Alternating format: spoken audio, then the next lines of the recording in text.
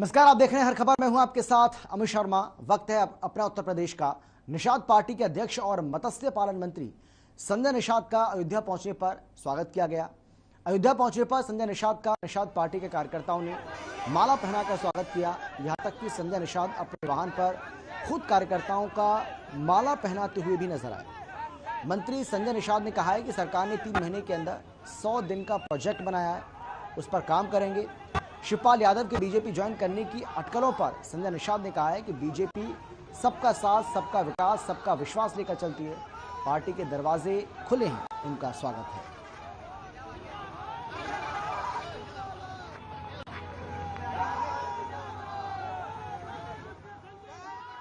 3 महीने के अंदर हम लोगों ने 100 दिन का एक प्रोजेक्ट बनाया है।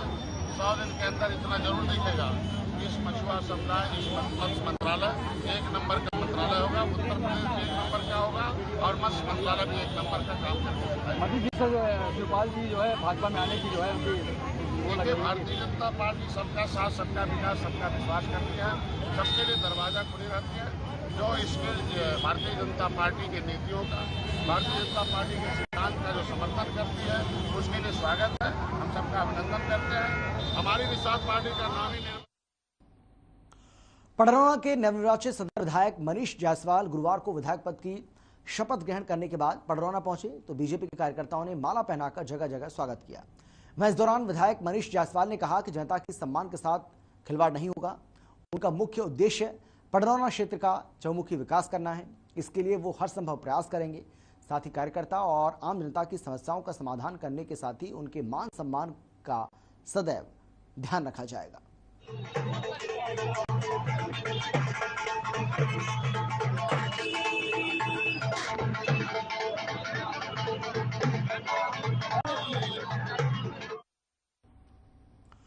लखनऊ में समाजवादी पार्टी के प्रमुख शिवपाल सिंह यादव की प्रसपा पदाधिकारियों के साथ बैठक हुई। बैठक के बाद शिवपाल यादव ने मीडिया से बातचीत की। इस दौरान शिवपाल यादव ने कार्यकर्ताओं से अपील की है कि परेशान ना हो। अमित शाह से मुलाकात पर शिवपाल यादव ने कहा कि अभी किसी से कोई मुलाकात नहीं हुई है। बैठक में पार्टी की आगे की रणनीति पर चर्चा हुई है। आपको बता दें कि समाजवादी पार्टी के रवैये से शिवपाल यादव नाराज हैं। शिवपाल यादव ने कोर कमेटी की बैठक भी बुलाई थी। सीएम योगी से मुलाकात के बाद प्रसपा में हलचल मची हुई है। शिवपाल यादव पार्टी पदाधिकारियों की सहमति के बाद ही कोई निर्णय लेंगे।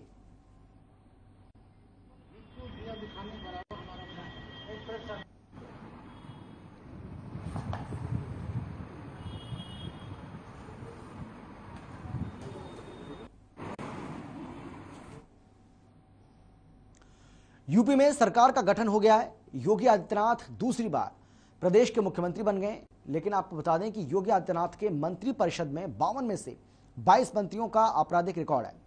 प्रतिशत में अगर बात करें तो 49% मंत्री दागी हैं। इन मंत्रियों पर आपराधिक मुकदमे हैं। मौजूदा योगी सरकार में 20 मंत्री ऐसे हैं जिन पर गंभीर आपराधिक मुकदमे दर्ज हैं। एडीआर ने गंभीर अपराध उसे माना है जिन धाराओं में 5 साल से ज्यादा की सजा का प्रावधान हो। और इसी प्रकार योगी सरकार में 44% मंत्री ऐसे हैं जिनके ऊपर गंभीर आपराधिक मुकदमे दर्ज हैं।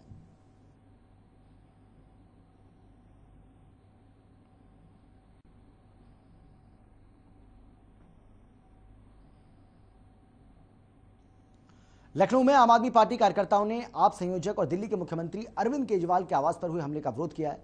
आप कार्यकर्ता सड़कों पर उतरे और अपना विरोध दर्ज कराया। इस दौरान मौके पर पहुंची पुलिस बल ने प्रदर्शन कर रहे आप कार्यकर्ताओं को हिरासत में ले लिया।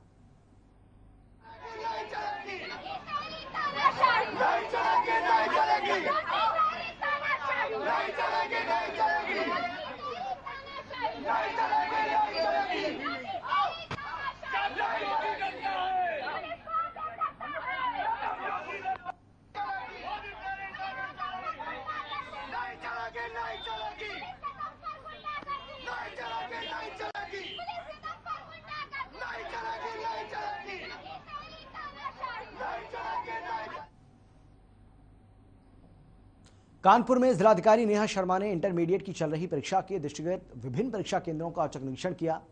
जिलाधिकारी ने निरीक्षण के दौरान जिला विद्यालय निरीक्षक को कड़े निर्देश भी जारी किए और कहा कि नकल विहीन परीक्षा संपन्न कराना सरकार की प्राथमिकता है, जिसका 100% अनुपालन सुनिश्चित कराया जाए। निरीक्षण के दौरान उन्होंने निर्देशित करते हुए कहा कि सभी परीक्षा केंद्रों के सीसीटीवी कैमरों की लगातार मॉनिटरिंग की जाए और डबल लॉक में रखे जाने वाले प्रश्न पत्र की कड़ी सुरक्षा रहे।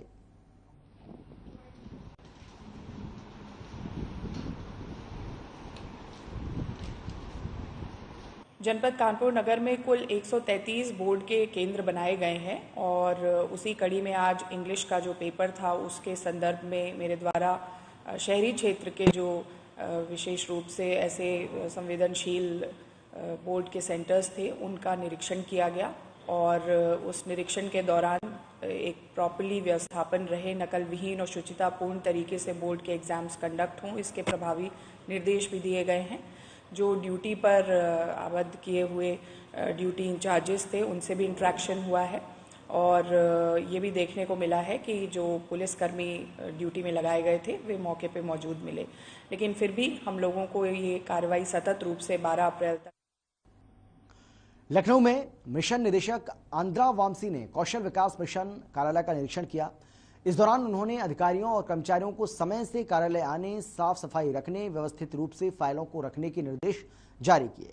साथ ही उन्होंने सभी कर्मचारियों से कहा है कि समय से कार्यालय आएं और अपने दायित्वों को ईमानदारी से पूरा करें। उन्होंने अधिकारियों को सख्त हिदायत देते हुए कहा है कि बेवजह किसी भी प्रकरण को लंबित न रखा जाए।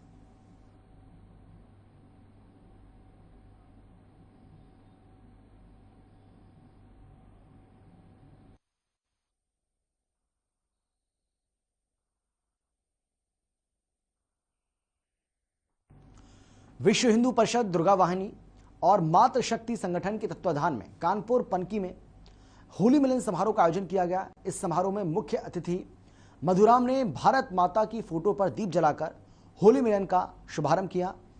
इस समारोह में तमाम तरह की झांकियां और फूलों के साथ ही गुलाल से होली मिलन समारोह का आनंद लिया गया। इस समारोह में मातृशक्ति की संयोजिका पूनम ने बताया कि संगठन में निर्धन महिलाओं को तमाम तरह की ट्रेनिंग देकर उनको आत्मनिर्भर बनाने की शक्ति प्रदान करना है। और दूसरी ओर दुर्गा वाहिनी की संयोजका रूबी दुबे ने कहा है कि इस संगठन में हर वर्ग की महिलाओं को शारीरिक, मानसिक अपने बचाव के लिए हर प्रकार की ट्रेनिंग देकर उनको मजबूत बनाने का काम करती हैं।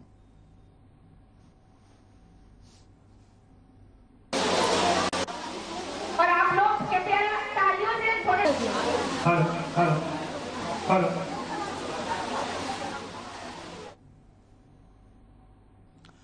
अमेठी में एक हैरान कर देने वाला मामला सामने आया है। घटना जिले के ग्राम सभा गुंगवाच की है। दो जमीनी विवाद को लेकर दो सगे यादव परिवारों में खूनी संघर्ष हो गया, जिसके चलते मौके पर 3 लोगों की मौत और एक महिला गंभीर रूप से घायल हो गई। लेकिन रंजिश के तहत यादव परिवार ने पुलिस को झूठी तहरीर देकर वर्तमान ग्राम प्रधान आशा तिवारी, उनके पति, उनके बेटे को फंसा दिया। पुलिस ने तत्काल बिना जांच किए मामला दर्ज कराकर प्रधान और उसके बेटे को जेल भेज दिया। पुलिस प्रशासन की इस काली करतूत के चलते प्रधान की दोनों बेटियों ने सोशल मीडिया पर वीडियो अपलोड कर क्षेत्रीय सांसद स्मृति ईरानी और योगी आदित्यनाथ से न्याय की गुहार लगाई। लेकिन अब देखना यह है कि सरकार पुलिस के किए इस अन्याय के खिलाफ क्या कदम उठाती है और इन लाचार बेटियों को क्या मदद करती है। प्रधान गुंगवाच अमेठी आशा तिवारी की लड़की अनुपम तिवारी। मेरा नाम मोनू तिवारी है। मैं गुंगवाच प्रधान आशा तिवारी की लड़की हूँ। मेरे ग्राम सभा में 2 पक्षों के बीच मारपीट हुई थी, जिसमें से एक पक्ष की तरफ से यह आरोप लगाया जा रहा है कि यह सब ग्राम प्रधान के इशारे पे किया जा रहा है, जिसके चलते स्थानीय पुलिस मेरे घर पे आई और मेरे भैया, मम्मी, पापा सबको जेल में ले जाके डाल दी। हम लोग निर्दोष है। मेरे घर में सिर्फ मैं हूँ और मेरी एक बहन है बस। कृपया हमारी मदद करें। जिस समय यह घटना हुई वह सब उस समय मेरे घर वाले मेरे घर पे थे। हमारी कोई मदद करने वाला नहीं है। हम 2 बहनें छोटे छोटे, हम क्या करेंगे? कृपया हमारी मदद करें। प्रधान गुंगवाच अमेठी आशा तिवारी की लड़की अनुपम तिवारी, आप सब लोगों से निवेदन करती हूँ कि हमारे यहाँ अमेठी में 15 तारीख को हुए मर्डर में मेरे परिवार का कोई दोष नहीं है। मेरा परिवार निर्दोष है। यह मात्र एक साजिश है मेरे पूरे ग्राम सभा का, जो जिसका मर्डर हुआ है उसका, और जितने हमारे यहाँ के विरोधी है सारे सबको प्रधानी से दिक्कत थी। मेरे परिवार को झूठा फंसा कर उनको जेल करा दिया गया 302 में। हम अपने परिवार, मेरे पूरे परिवार को जेल करा दी गई है। मैं अपने परिवार में, मेरी बहन छोटी और मैं बच्ची हूँ, जिसमें मेरा भाई, मेरे पापा, मेरी मम्मी, एक छोटा परिवार था। सबको नष्ट कर देने की साजिश है मेरे यहाँ के लोगों को। अगर कोई प्रधान होगा तो अपने यहाँ के किसी के लोगों की थोड़ी बहुत इधर उधर मदद नहीं करेगा। अगर कोई घर बना रहा है तो बोलेगा नहीं ठीक है तुम बना लो। इसमें क्या दोष है मेरी फैमिली का? ये दो झगड़ा है, ये दो यादों के बीच हुई थी। मेरा घर वहां से 3 किलोमीटर दूर है। मेरे घर का एक भी आदमी वहां कुछ भी मौजूद नहीं था। उस पर झूठा आरोप लगाया गया है और पुलिस हमारे परिवार को हमारे घर से अरेस्ट की है और वो दिखा रही है कि हम उनको 10 किलोमीटर दूर से अरेस्ट किए। आप लोगों से एक ही निवेदन है कि मेरी मम्मी, मेरे पापा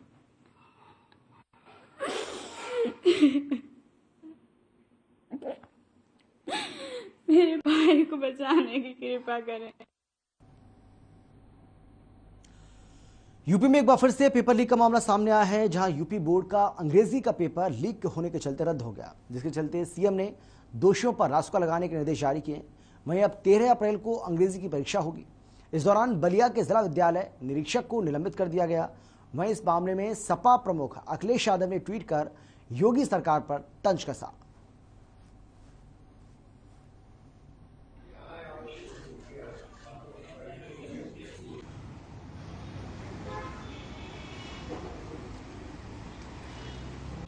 तो यूपी में अंग्रेजी का पेपर लीक होने का मामला सामने आया। हालांकि जैसे ही मामला सामने आया तुरंत इस परीक्षा को रद्द करने का फैसला लिया गया, जिसकी परीक्षा अब 13 अप्रैल को होगी।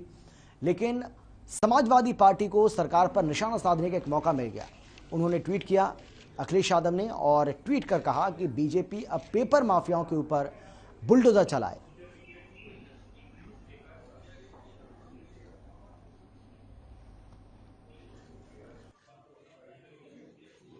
अंग्रेजी की परीक्षा होनी है, उसके पर्चे लीक हो गए हैं, जिसका प्रारंभिक परीक्षण करने पे ये पाया गया कि जो पर्चे लीक हुए हैं वो सही वही पर्चे हैं जिनको आना है। तो इस तरह से जो उस सीरीज के प्रश्न पत्र जहां जहां गए थे, ऐसे 24 जिलों में द्वितीय पारी की परीक्षा शासन में के शीर्ष स्तर से इसको निरस्त किया गया है। और बलिया के अतिरिक्त एसटीएफ को भी लगाया गया है कि किन परिस्थितियों में ये पर्चे लीक हुए हैं और कहां से लीक हुए हैं, किसकी मिलीभगत से हुए हैं। शिक्षा विभाग के स्तर से भी इसमें कार्रवाई की गई है और एसटीएफ तथा जिला पुलिस को निर्देशित किया गया है कि इसमें सभी पहलुओं को जांच करते हुए जो भी दोषी व्यक्ति हैं उनके विरुद्ध कठोर से कठोर कार्रवाई। यूपी बोर्ड इंटरमीडिएट की दूसरी पाली में शुरू होने वाली अंग्रेजी की परीक्षा निरस्त हो गई। अंग्रेजी का पेपर लीक होने के चलते वाराणसी, बलिया, आजमगढ़ समेत 24 जिलों में परीक्षा को रद्द किया गया। वहीं पारदर्शी तरीके से परीक्षा कराने की जिम्मेदारी जिन अफसरों के ऊपर थी, उन्होंने अपना ठीकरा पत्रकारों के माथे फोड़ दिया। आपको बता दें कि लीक और वायरल पेपर छापने पर कई पत्रकार गिरफ्तार कर लिए गए। इसे लेकर विपक्ष भी अब सरकार पर हमलावर हो गया। और यहाँ ला के न कोई पूछताछ न कुछ, जबरन बैठा के रखे हैं। कितने घंटे से बैठा है? आज अमर उजाला में एक खबर छपी है, अंग्रेजी के प्रश्न पत्र, इंटरमीडिएट के प्रश्न पत्र का सोशल मीडिया पे वायरल होने को लेकर। इस खबर छपने के बाद सुबह हमको पहले डीआईएस फ़ोन किए, जिला विद्यालय निरीक्षक फ़ोन करके कहे कि ये खबर छापी है आप लोगों ने, इसका प्रश्न पत्र वायरल जो हो रहा है वो आपके पास है क्या? तो हमने कहा कि प्रश्न पत्र तो अमर उजाला में छपा है, उसका कोड भी है, अलबत्ता वहाँ जो उसमें प्रश्न पूछे गए उसको डार्क कर दिया गया है, तो आप वहाँ से देख सकते हैं, मिलान कर सकते हैं। तो नहीं अगर प्रश्न पत्र हो तो थोड़ा हमको भेज दीजिए व्हाट्सएप पे। तो हमने एक बार उनकी बात को अनसुना कर दिया। फिर थोड़ी देर बाद वो फ़ोन किए हमको कि आप भेजे नहीं, थोड़ा भेज दीजिए। उनके ऑफिस के स्टाफ भी फ़ोन किए और कहे कि आप साहब को भेज दीजिए प्रश्न पत्र। उसके बाद डीएम साहब फ़ोन किए हमको, कहे कि अजीत यार तुमने हमको भेजा नहीं प्रश्न पत्र जो वायरल हो रहा है।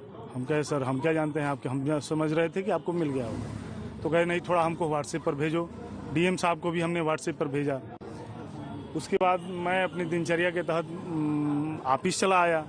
ऑफिस आया तो यहाँ 12:30 बजे कोतवाल साहब गए और जाके जैसे एक अपराधी के साथ व्यवहार किया जाता है। मेरे दफ्तर में पहले तोड़फोड़ किया इन लोगों ने और उसके बाद जबरन मुझे गाड़ी में बिठा के कोतवाली लाए, कहे कि आप कोतवाली चलिए। हमने क्या कारण है, एफआईआर हुआ है, मुकदमा हुआ है, क्या मामला क्या है, तो नहीं आप चलिए आपसे पूछताछ करनी। हमने जो पूछना है यही पूछ लीजिए, हम आपको कोऑपरेट कर दे रहे हैं। जो बात हमने डीएम साहब को बताई है वो आपको भी बता देंगे। तो नहीं आप कोतवाली चलिए, हम नहीं आ रहे थे तो हमारे सहयोगियों के साथ भी हाथापाई किया और धक्का मुक्की देते हुए मुझे यहाँ। लखनऊ में एंटी भू माफिया अभियान में जिला प्रशासन की बड़ी कार्रवाई देखने को मिली है। कई अवैध निर्माण को ध्वस्त किया है। जिलाधिकारी अभिषेक प्रकाश ने जानकारी देते बताया है कि 25 करोड़ 2,72,000 की भूमि को कब्जा मुक्त कराया गया। साथ ही बताया कि सरोजनी नगर तहसील स्थित ग्राम अमौसी पोस्ट बिजनौर में 2.528 हेक्टेयर भूमि पर हुए अवैध निर्माण को भी ध्वस्त किया गया। जिलाधिकारी ने कहा है कि शासकीय भूमियों पर अवैध अतिक्रमण बर्दाश्त नहीं किया जाएगा और किसी भी दशा में अवैध निर्माण को बख्शा भी नहीं जाएगा।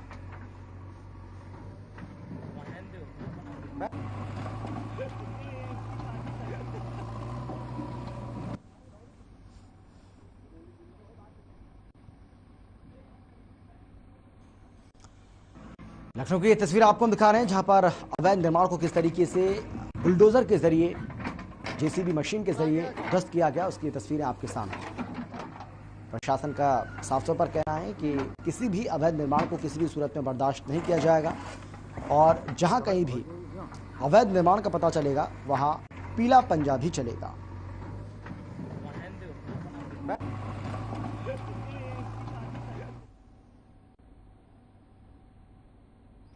कुशीनगर में पडरौना सदर ब्लॉक के बीईओ देवमुनि वर्मा और एक शिक्षक नेता के बीच फोन पर हुई बातचीत का ऑडियो वायरल हो रहा है।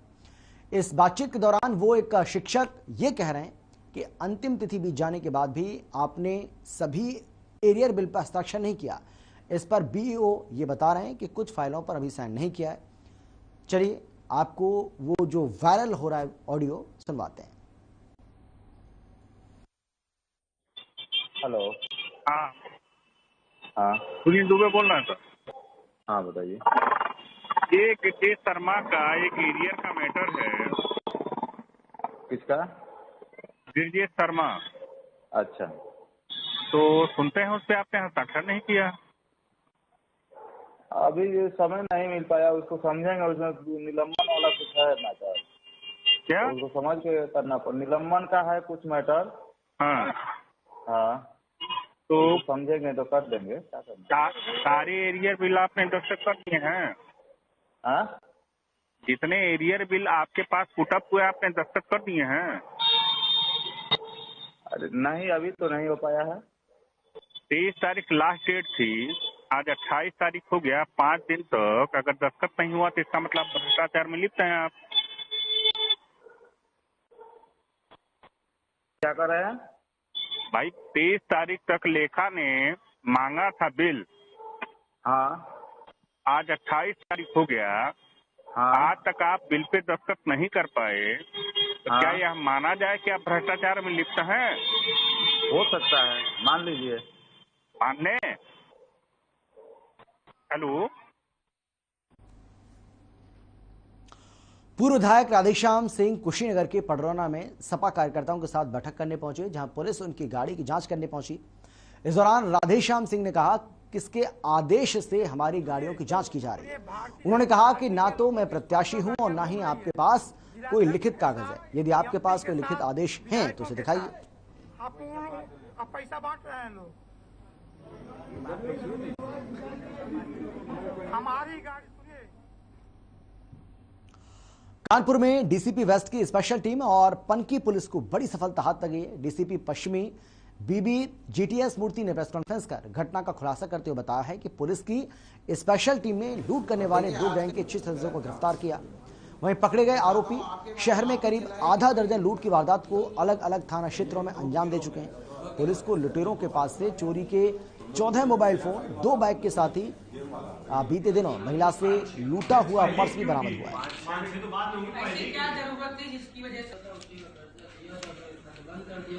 कर्जा उतारने के लिए दूसरा भी काम होता है, सबने एक साथ नहीं।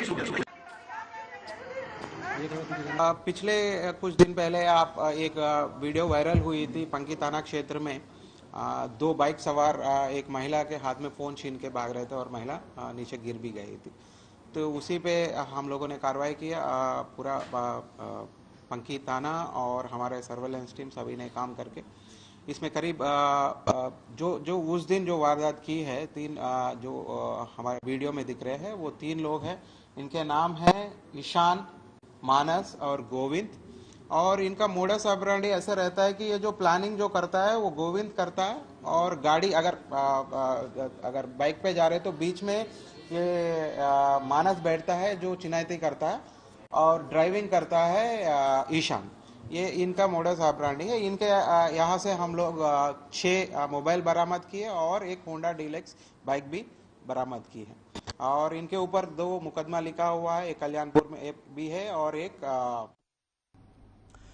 लखनऊ में पुलिस को बड़ी सफलता हाथ लगी है। मामला शहर के गुंडबा थाना क्षेत्र का है, जहां पुलिस ने 2 शातिर बदमाशों को गिरफ्तार किया।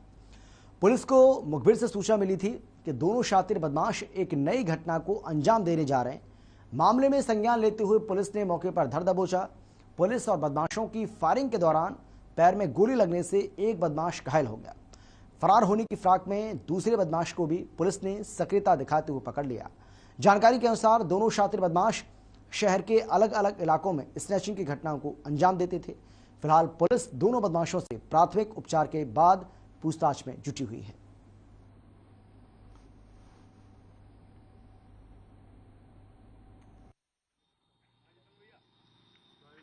जो पिकनिक स्पॉट रोड है खुर्रम नगर चौकी और स्कॉर्पियो क्लब के बीच में, वहाँ पे हमारी पुलिस की चेकिंग चल रही थी। एक मुखबिर की ये सूचना प्राप्त हुई कि जो हमारे यहाँ काफ़ी टाइम से 2 chain snatchers Honda shine bike में चेन स्नैचिंग कर रहे हैं, और जो बहुत दुर्दांत तरीके से चेन स्नैचिंग करते हैं। महिलाओं को दौड़ा दौड़ा के उनके गले से चेन खींचते हैं, जिसकी वजह से बहुत भय भी व्याप्त है और जिसकी वजह से कुछ महिलाओं ने अपने घर से भी निकलना बंद कर दिया था।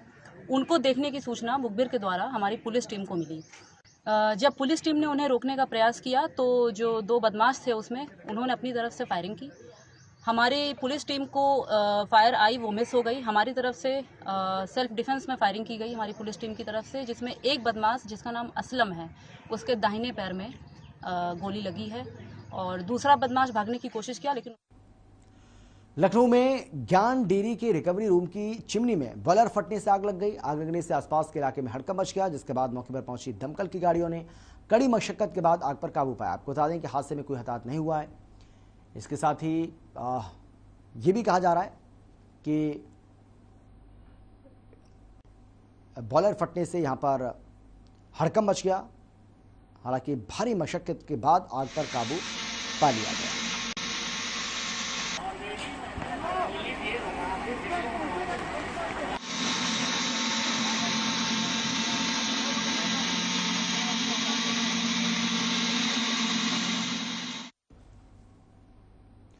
कानपुर से हैरान कर देने वाला मामला सामने आया है, जहां एक सिरफिरे ने दुस्साहसिक वारदात को अंजाम देने की कोशिश की है। जानकारी के मुताबिक जयपुर का रहने वाले एक युवक ने अपने परिचित के घर में खुद को आग लगा ली। इतना ही नहीं, इस दौरान उसने परिचित की बेटी को भी अपने साथ जलाने की कोशिश की, जिसके चलते दोनों गंभीर रूप से झुलस गए। वहीं सूचना पर पुलिस ने दोनों घायलों को अस्पताल में भर्ती कराया। लोगों की माने तो दोनों घायल गूंगे हैं। उन्हें ऐसा क्यों किया, इसकी वजह स्पष्ट नहीं हो पाई।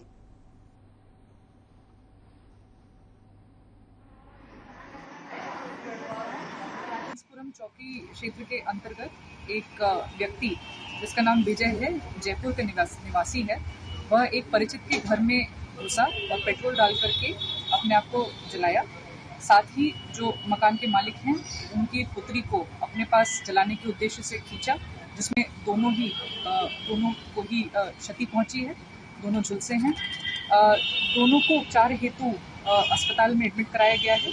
तहरीर के आधार पर मुकदमा पंजीकृत कर लिया गया है। विजय नाम है इसका, ये जयपुर से आया है और बस ये अचानक घुस के अंदर पेट्रोल पहले से डाले था और उसने माचिस जला लिया और किचन में रखी थी माचिस, जला के उस लड़की को भी पकड़ लिया। आपकी बेटी बोल नहीं पाती है, दोनों गूंगी है। हाँ। और फिलहाल इतना ही। छोटे से ब्रेक के बाद फौरन लौटेंगे। आप देखते रहिए हर खबर।